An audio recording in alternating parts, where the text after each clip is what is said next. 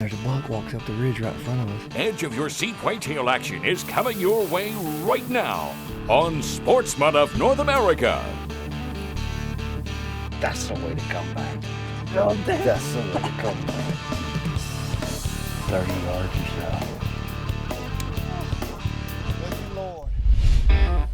so. Welcome to Sportsman of North America TV with Mike McCabe. Can you hear the call? Oh yeah! Don't need a ticket. You don't stand in Ray Howell. Just hanging with our friends, yeah. And SNA founder Keith Powell. And proud to be having good time. This is Sportsman of North America, your ticket to the outdoors. Hunting the Midwest for big whitetails is always exciting, and I've only got to experience the Midwest a few times, and so when Ray Howell invited me out to Missouri on a hunt with him, I was excited. We're located in North Missouri. We have a lot of hardwoods, rolling hills, a lot of prairie grass in here, a lot of row crop, a lot of corn, a lot of beans, a lot of alfalfa, all the ingredients you need for big deer. I think the difference between this area and say Iowa or even Illinois is the pressure. I think that Dennis is really taking the time to make sure he doesn't the pressure these animals. Our main thing we're doing here is we've got food plots, we got row crop, but we're leaving it in all year for the deer. It's kind of hard to do sometimes, but it's the best thing for the deer, and the deer benefiting here.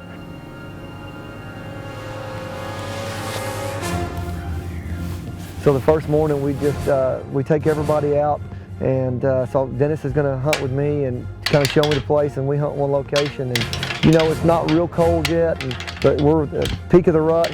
Folks, we're here in Missouri, northern Missouri, about 2 miles from the Iowa border. And what we're doing this morning, we're going to try to get something cruising to hear their horns, hear our grunts, come in, see the decoy, and hopefully come in long enough to give us an opportunity to take a look at it. We have a lot of activity. We see, we saw several smaller bucks chasing does, and just a great hunt, and it's just a good way for me to start off my first day. Well, we just got through setting this ladder stand. It's the only tree that we could get on this fence line. We're as close as we can get. I have a good feeling about this. Literally, I'm putting the blind up, and there's a buck walks up the ridge right in front of us.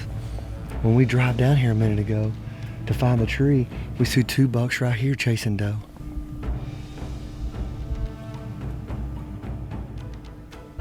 So I'm sitting there in the stand that we put up earlier that day, and I'm looking around, and there's a big buck. I tell you, heavy horns. I don't know what he is, but he's got huge brow tines. He's just a shooter. When you see a big deer, you automatically know it, that, hey, this is a shooter, and I try to get on him. And we just don't get set up, but I feel good about our location. Here's a shooter, the first, within a couple of hours of setting this stand, I see my first shooter buck, and, I tell you, it's awesome. So it's the morning of my third day, and I tell you, I climbed back up in the ladder stand with high hopes of what that day's gonna bring, and it's real foggy again. It's actually worse today than it was the previous day, and the fog starts to lift. I look out there and I start seeing deer. I see another deer, and I've got my binoculars up, and I look out there and I just see this big buck stand up, and I see it lay right back down, and I'm thinking, man, they're gonna be locked up all day long. So my game plan at this point is to get down and go make a stalk on this deer.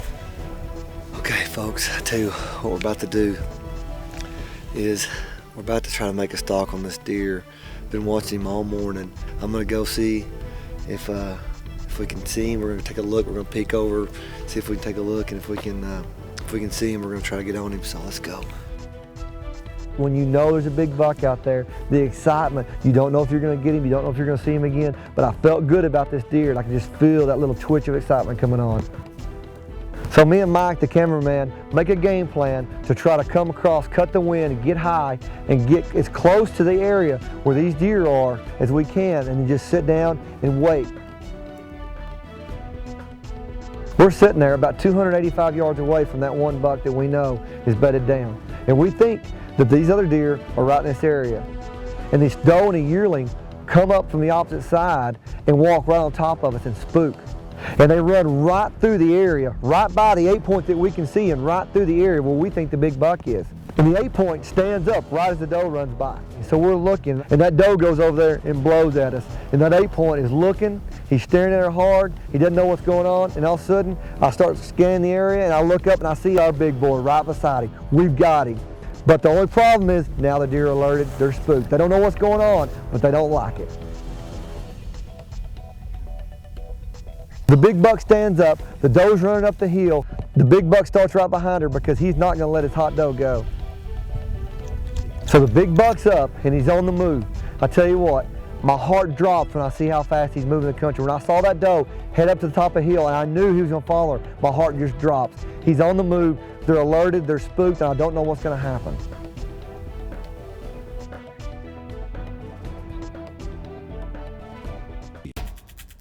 Welcome back. Keith Powell is on a Missouri Monster. Now is my time. I'm either gonna let him go and take an opportunity losing this deer, or I gotta take a shot now.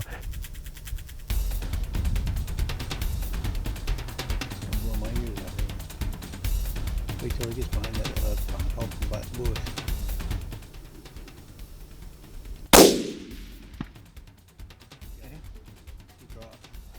Yeah, baby. Yeah, baby. He's down. He's down, baby.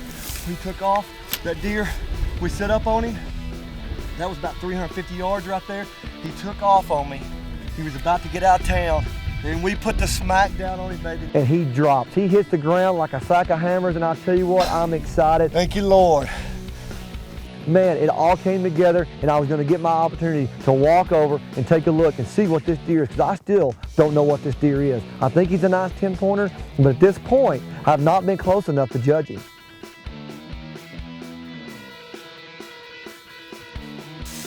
Thought he was up by that tree right there. Sure he is right here.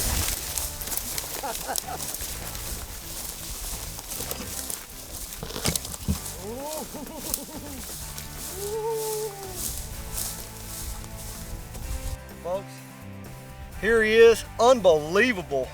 Midwest whitetail right here in Missouri.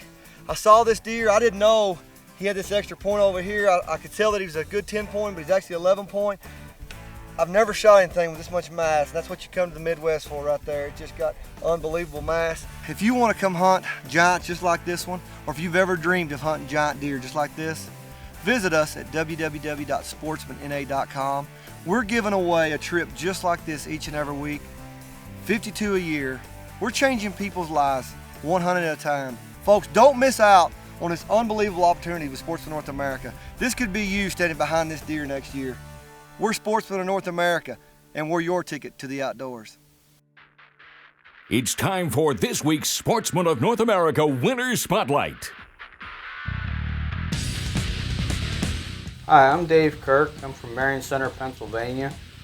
I work for local municipal government in Indiana, Pennsylvania. Been hunting all my life. Do most of my hunting in Pennsylvania, but try and make it out to Colorado and do some elk and mule deer hunting about every other year. Probably what's got me into it was my grandfather and my father, but really have had a lot of influences. My entire family hunts, my uncles, my brother-in-law, so yeah, just grew up with it. I found out about Sportsman's North America from watching them on TV. Well, I signed up for the sweepstakes, and a couple of days later I had a call from Sportsman's North America explaining their organization and some of the potential benefits, and told me about the hunt giveaways, and so I signed up, joined up. A couple more years, he'll be a good buck. Chad McDonald with Sportsman's North America, he informed me that I won a trophy whitetail hunt in Illinois, and I kept kind of waiting for the catch. What's this going to cost me? What do I got to do to get this? And they assured me that this was the real deal. That it was an all-expense-paid trip as long as I could get there, and was able to hunt. That everything else was taken care of, and here we are. got into camp, and the folks took us out to show us our stands. They were in good locations, pinch points, creek bottoms, overlooking green fields and cut corn. Real good whitetail habitat. We hunted hard the first day, and it was about 4:30. This big mature 8-point came in. Knew he was a shooter immediately. Sized him up and guessed him to be 140 to 150, and a real nice 8-point.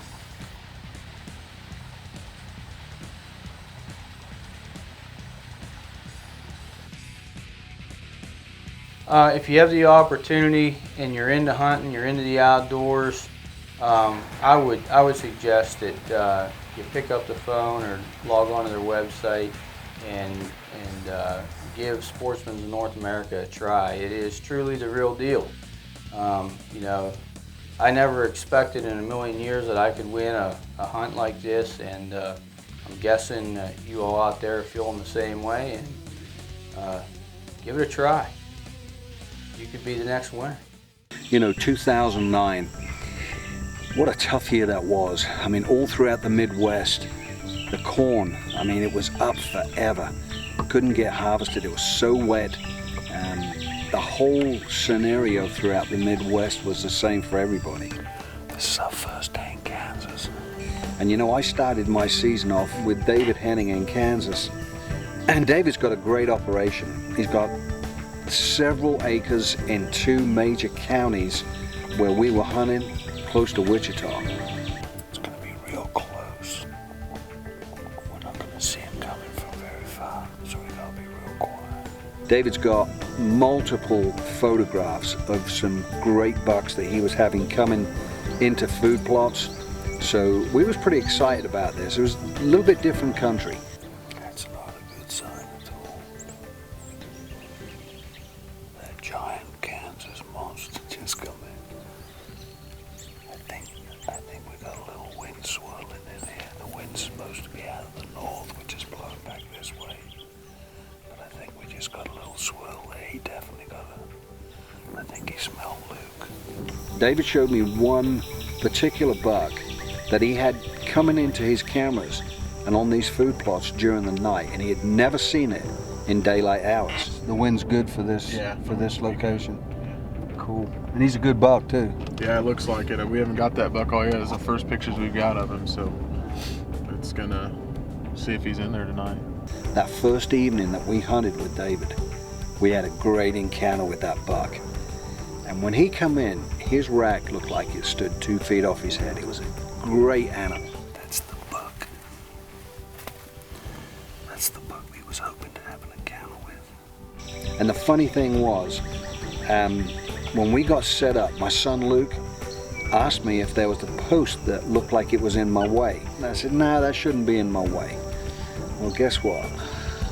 That was exactly where it was in. It was in my way. He came straight to that food plot and he fed in front of us for at least 15 minutes and was facing us. Now, I won't take a 1/4-2 shot. I don't personally think it's an ethical shot, and I'm pretty confident with my shot. But there's a small window when you take a 1/4-2 shot at 32 yards.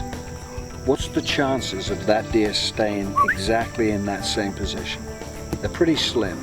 The deer's going to react to the sound of the bow going off. He's going to drop. He's going to turn away from the sound. I just won't take that chance on a 1/4-2 shot. I'd rather let him walk than take a bad shot. I sure would have liked to have got a shot on him though. Gosh, I can't believe that. That's the buck we came in after. But it was from then, we wrapped it up. We headed back home in Ohio. We get straight back into it. The second day out, you're not going to believe it. A buck that we'd been looking at shows up. Luke gets an eye on him, puts the camera on him, tells me, he says, "Get ready, Daddy's a shooter." Well, instead of listening to what he had to say, I'm picking my bow up and getting ready. Being pig-headed like I was, I wanted to make sure he was a shooter myself. But he's walking right at me, and the tines are facing us, and I just don't see him as a shooter. So I'm arguing with my son. I'm arguing whether he's a shooter or not. When he picked his head up, of course, he's a shooter. He's a definite shooter. So now I grab my bow, I hook myself up. By the time I get my bow pulled back, he's just about where I need. Well, earlier on that season, I decided I was going to change up my pins. Normally I shoot 20, 30, and 40. Because I'm in a blind, we try to have the setup so that the deer are not right up in my face. So I went with 30, 40, and 50, and I split the wrong pins. Instead of shooting him for 35 yards, I shoot him for 45 yards and shoot smooth over his back. Gosh, shot over. So once again, a huge letdown. I mean, I was so disappointed. But you know what? You got to dust it off, and you got to pick yourself up, and you got to keep going. A week from when I missed that buck, I was up in a different location, and it was getting a little dark, and two great deer came out into the field. The one that I intended on shooting was the one that I'd missed. And again, he comes in, head down, and he's doing exactly what the Kansas buck does.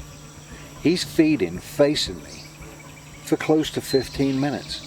And it's getting darker and darker. And I'm thinking, you know, I ain't gonna get a shot on this buck either. Now, when he finally turned and got broadside, we looked at the camera and we looked at the screen there. And because we make the commitment to try to get the best footage that we can possibly get, I made the call not to shoot it. Well, a short while after that, I had to go back to England.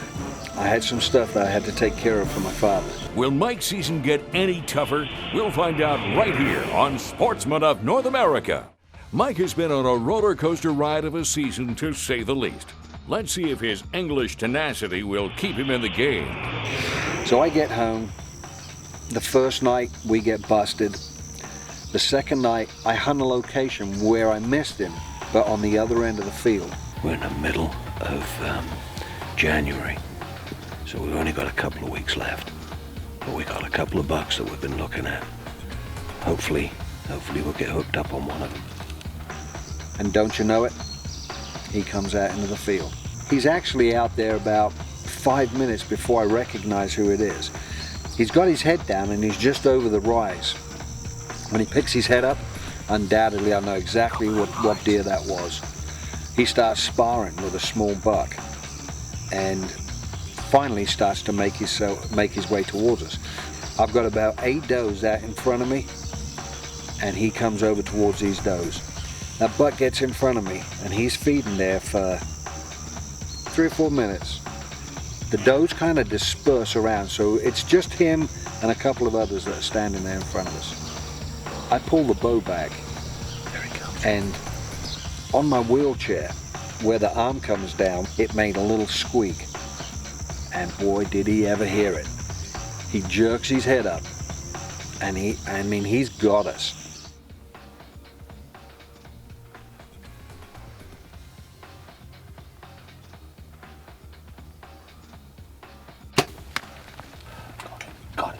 Got him. He ain't getting away from me this time.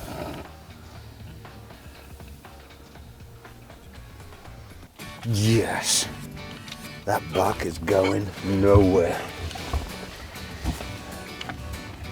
I got him. Yes. God, I can't believe that. That's the buck that I missed. And I'll tell you what, that's the way to come back. That's the way to come back. Good job. Wow. He's done. He's done. Did you see him take off? Oh, you nailed him. I drilled him. Drilled him. Right here. Look at that. I can see it 20 yards up in front.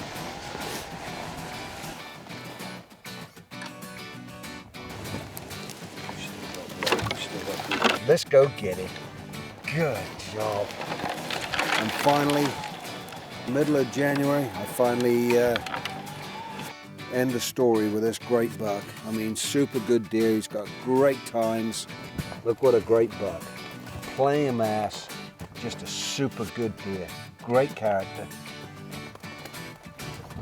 But what a great story. Folks, stick around. This is Sportsman of North America at its best. Congratulations, Mike, on a hard-earned buck that proves persistence pays.